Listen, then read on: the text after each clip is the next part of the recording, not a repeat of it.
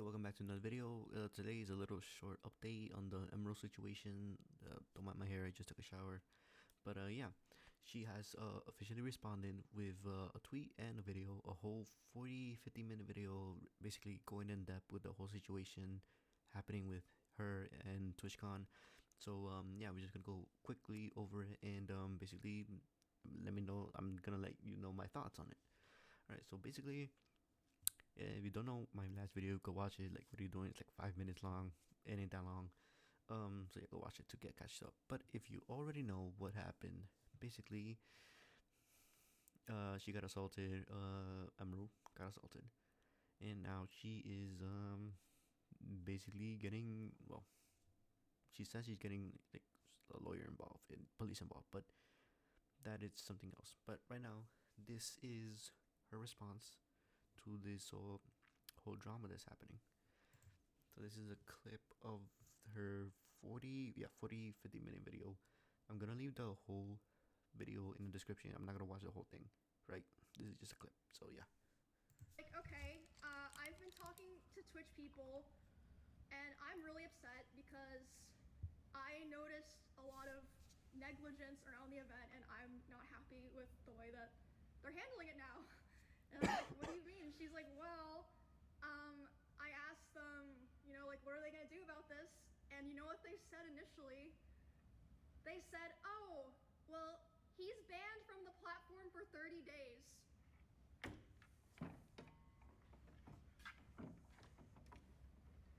What? And then she's obviously like, hello? Like, that needs to be indefinite. What the fuck are you talking about? Also, that's like nothing to do with anything. No one gives a fuck if he's banned on Twitch or not. Like, we're talking about the convention here. So they change it to indefinite. Takes an hour for that to happen, by the way. These two people are the head of security for Amazon and the head of risk for Twitch.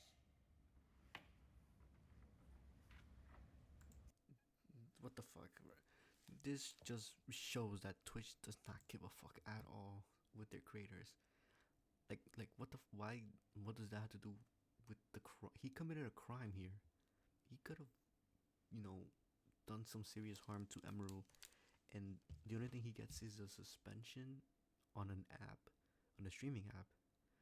He should be detained as we speak. What the fuck is going? What is? Oh my god. These people don't give a fuck. Obviously, they got millions of dollars doing absolutely not doing some dumb shit. Absolutely, they should not even run this company at all. Like, what do you mean he gets? He didn't even get. He got like a 30-day ban for assaulting someone. Meanwhile, people who do like much less things on Twitch get indefinitely. Make that make sense. Like, are you dumb? Are you okay? This is it took like 2 hours, I believe, for there to change it to indefinite. But then again, who gives a fuck about that? Get the police involved. Get this man in custody. Do something. Write a report. Like, she is under your protection, but clearly you guys failed in doing that. Hopefully, she sues Twitch to get their shit together, because this is unacceptable at all. What the fuck? Anyways, this is the rest of the clip. Also, later the same night, I'm not gonna drop names here because I wasn't there, so I didn't see it. But I had multiple people tell me that key Twitch representatives last night were out partying. It was Dan Clancy. Goes to show they don't give a fuck. Oh, also another detail. Sorry, my lines are all crazy here. My Twitch didn't approach my manager to talk to their head of security. It took them 2 hours to approach her to talk about what happened. And by then, she had already talked to police and called a lawyer on her own. My manager, Melissa. And they showed her a photo of the guy that I believe a fan took, by the way. A fan took a photo of him, not one of their security guards. They're like, oh yeah, here's his photo. We're like gonna find him. He still had his badge and his wristband and everything. The guy.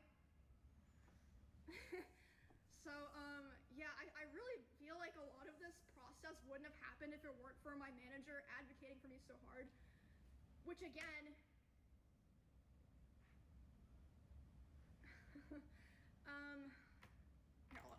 Yeah, that's the whole clip.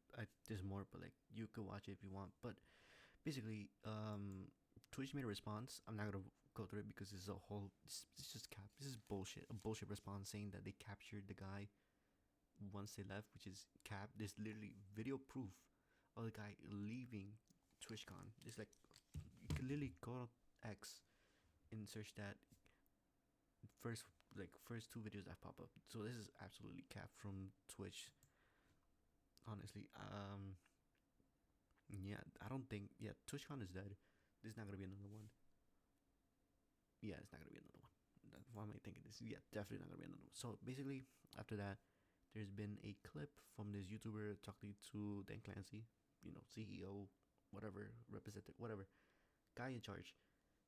This video, and basically they ask Dan Clancy about the Emerald situation, and this is basically his response. Basically, BSing cap. Obviously, we saw one Twitch streamer yesterday, Emiru, get assaulted by a male fan, and a lot of streamers have, especially female streamers, have talked about, the danger that they feel from these sort of toxic, I guess, parasocial kind of creeps. What are you guys doing to prioritize safety? Because I know also a bunch of Twitch content creators said that they were too scared to even come to TwitchCon this year, just in case something like what happened yesterday would happen. The safety of our creators is the top priority. No, it's not. Your action says otherwise, but whatever. Challenge we face is a challenge in today's society. It's not limited to Twitch. It extends throughout our society. I do think that when you're live streaming, in many ways, since you control your community and you can ban people, you can make it so that those people that you don't want engaging with you and participating with you aren't there. Okay, it's very different. When I use other short form content and people say all sorts of stuff, well, I can't stop that. But when I live stream, they basically don't bother me. Now, what happened yesterday... Oh, they don't bother me, so it's not real. So everyone doesn't have the same problem. What is this mentality, bro? Obviously was something that we care deeply about, securing this environment. We're looking very closely at everything that happened there, and I care deeply about Emmy. She's a friend of mine, and so I want to see how...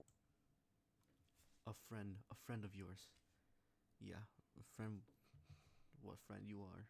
We can support her. This is just something we have to keep working on. I think everyone identifies our tools in terms of trust and safety as the leaders in the industry about helping creators, but that means there's always more work to be done because that's the world we live in now. Demi had posted earlier today that I guess this fan was allowed to cross multiple barriers at TwitchCon. Why should streamers trust Twitch to keep them safe at TwitchCon? Because I feel like simultaneously this has been such a secure event to the point that even like journalists have had struggled. It is very secure, but here's this man that just walks up and is somehow able to bypass all these things. So why should they trust the platform when slip-ups or issues like this have happened? Well, I mean, as you know, I think you toured some of what we do in terms of security. The reality is, even as you do a lot in terms of security in today's world, there are challenges that can present themselves, especially when someone is putting themselves out there, right? And so, we try to work very closely with each creator about what they want to do and what works for them, right? So I don't want to get into any, specifics or details, but... Work with them? You took like 2 hours to get in contact with Emiru and then not give a shit afterwards. I'm pretty sure even some of your security guards are supposed to be there watching out at where this whole incident happened just laughed about it and just didn't give a fuck. Yeah. Your so-called friend is literally contradicting you. Part of that is working with creators and, trying to find them. Right now, we're definitely, ramping it up to make sure creators know that we have the resources there to help them figure out what's right for them. Yeah, TwitchCon is basically that. So, after this, right, Emiru made like this whole, basically, paragraph in X. Well, basically her second response. You guys could read it if you want. I'm basically gonna, sum it up. This whole statement contradicts everything Dan Clancy just said. They didn't give a fuck if she was okay or not. They making fun of the whole situation. It just seems like this was bare minimum at best, in that they they just don't care about the creators at all. This is kind of sad to see that this shit happened in the first place, and that should never ever repeat yourself ever again. No. If you're unable to keep your creator safe and say that, oh, safety is our top priority, and then something like this will happen, yeah, you should basically be replaced.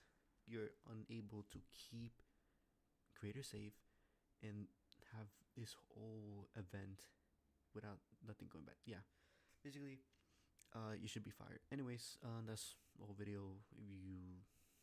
If you like, subscribe, share this video with a friend, and let me know your guys' thoughts. And yeah, man, fuck Twitch.